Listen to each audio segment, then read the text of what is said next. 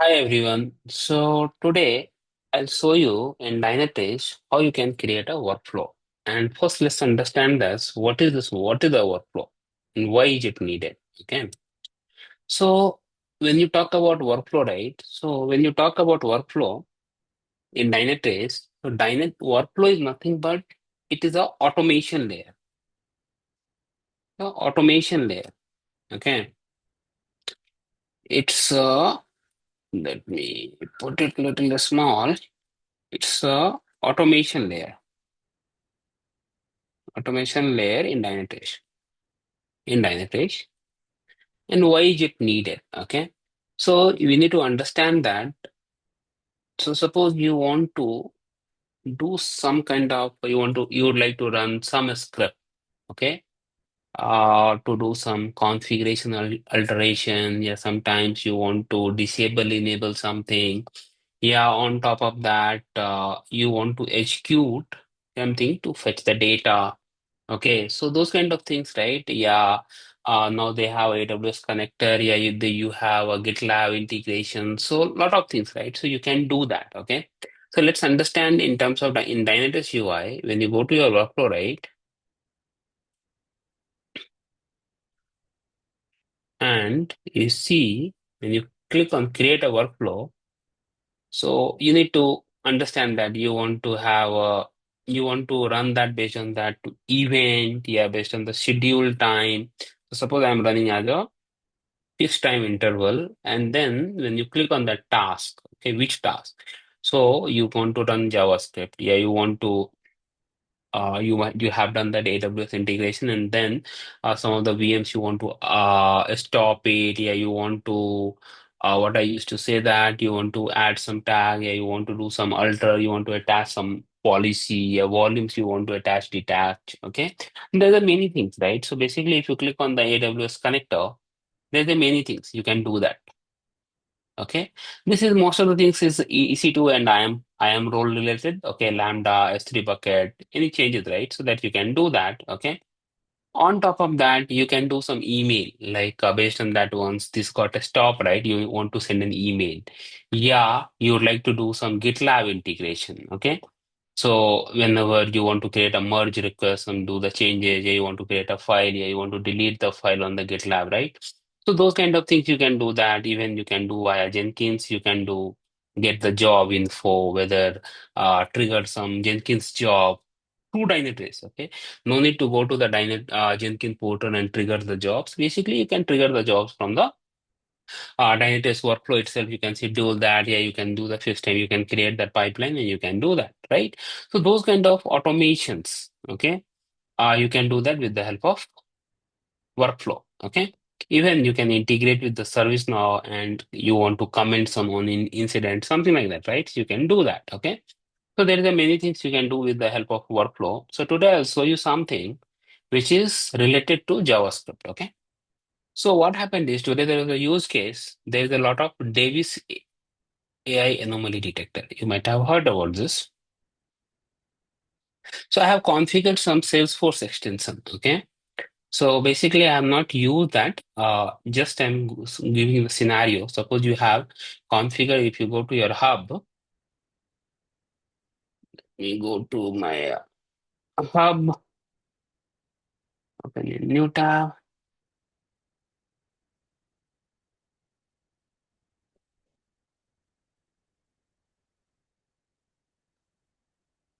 and search for Salesforce.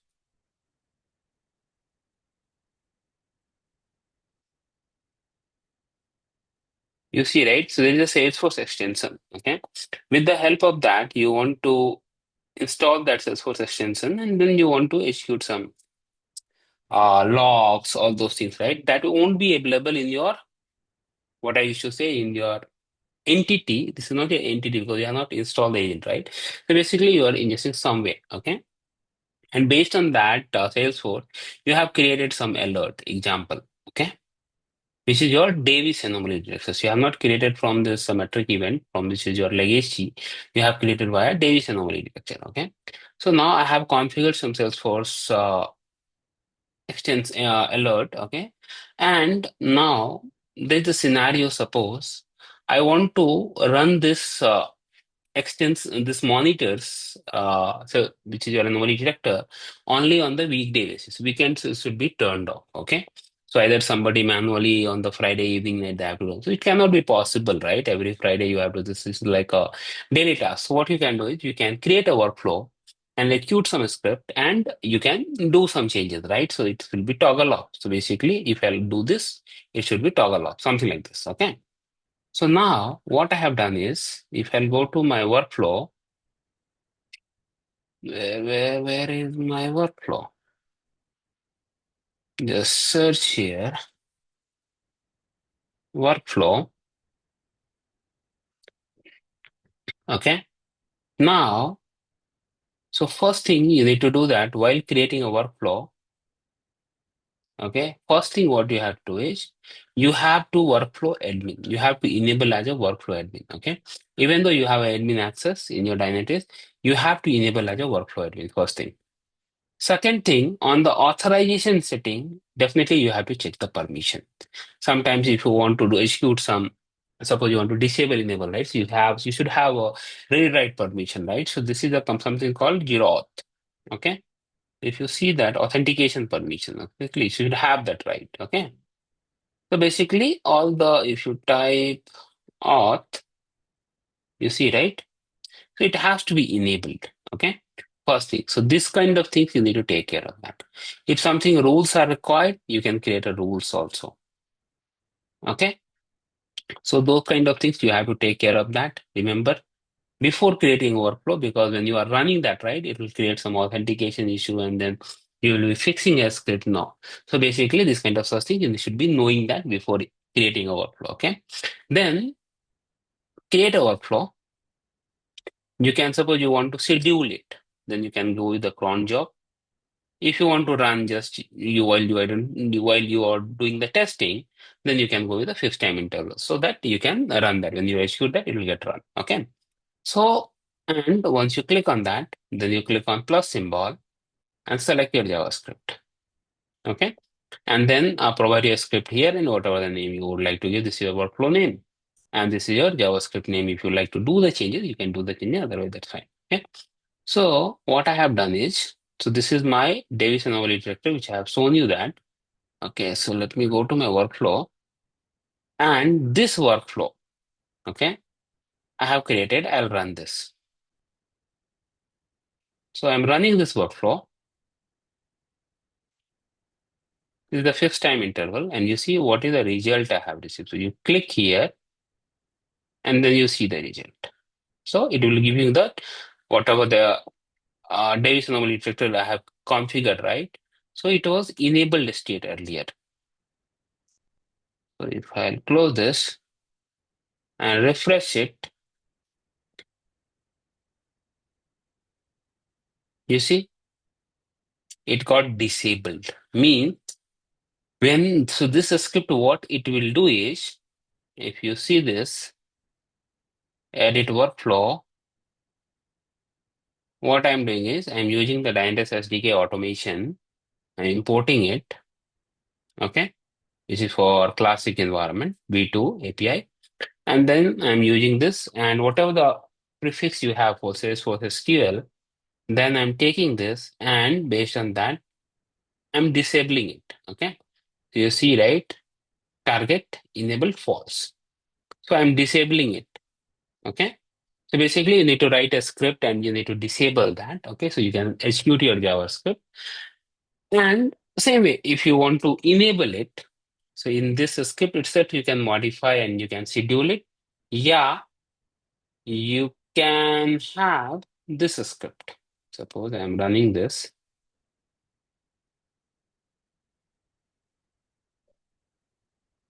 This will get started. You see, success start. So if I'll go to my anomaly and refresh this, we don't have UI refresh to refresh the page itself.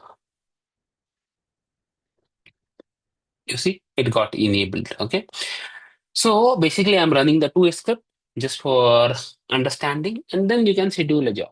Okay. So either both you can do that. So sometimes what happened is, I'll tell you the use case. Sometimes what happened is, a log is not coming via, it is not in entity logs. Okay, it is coming via extension, all those things. So basically, and so that extension. So whenever you that right, so in the weekend, nothing will happen. So that monitor should get disabled, right? Because there is no logs. Okay, and then nothing is happening. Okay. So basically, you want to disable that something, then you can do this way. You can write your JavaScript and you can do that. Okay.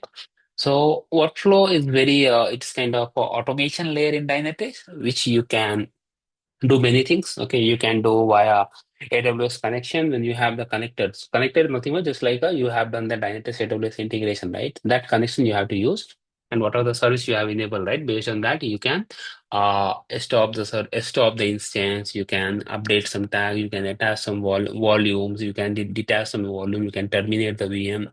Many things you can do that. Okay. It's based on that you can do some Lambda S3 bucket. Okay, you can do modify some IAM roles, all those things you can do that. Okay, then you can integrate with your Jenkins to execute the jobs, trigger the jobs. Okay, all those things you can do that, right? So that's it from this section, this video. Okay, so I'll give you the more information. So when I'll do the Jenkins integration or something, but right now there was a use case. That's what I thought. Let me give you some glimpse on that area so that you guys can able to understand and you can able to schedule it. Means able to schedule means you can able to do the cron job schedule and you can turn off your turn on your Davis anomaly detector, which is not happening through maintenance window. If sometimes some of the alert you have configured right and which is not happening through maintenance window, why? Because it is coming from different way and you are checking from the logs, then what you need to do is you have to, because the metric event was not configured right. So if you are coming from this and you are which you cannot schedule it maintenance window, then you have to execute your workflow. Okay. So that's it from this lecture. Thank you. Okay.